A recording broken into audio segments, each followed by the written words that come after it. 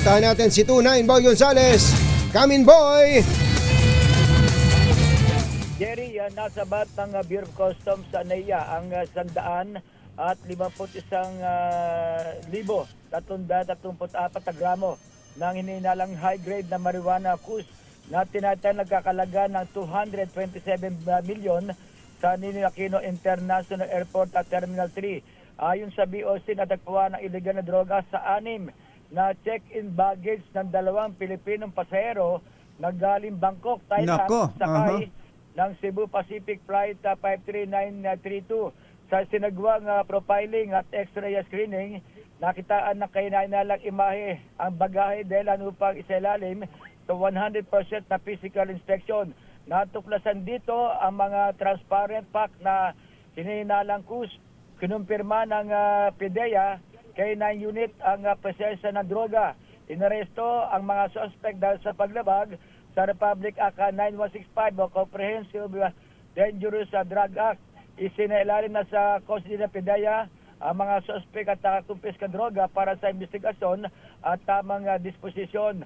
Sinabi ni Customs Commissioner Ariel Nepomuceno, ito na yung pinakamalaking pagkakasabat ng kus sa kasaysayan ng BOC NAIA. Oo nga, ang lakas ng loob ng para magpasok ng ganyan.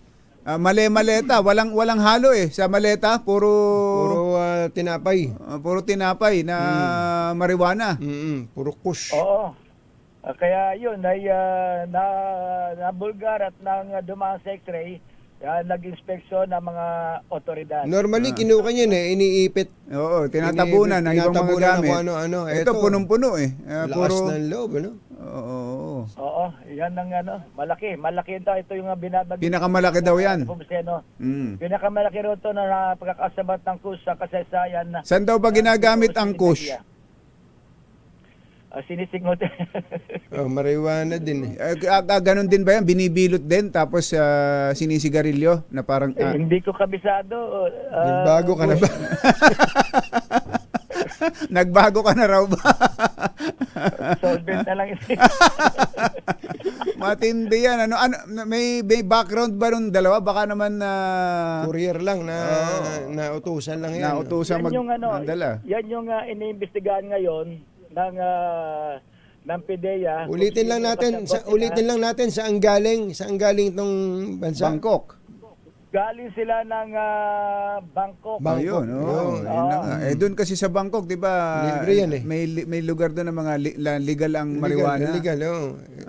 Bangkok, Thailand. Doon sila galing. At dahil sa X-ray machine, ayun, nakita na marijuana itong... wala man lang kasamang sticky rice with mango? Walang binanggit ang BOC. Doon sila nagkamali. Thank you, boy! Ito si Boy Gonzales para sa Disa Arizona sa Pilipinas, una sa Pilipino.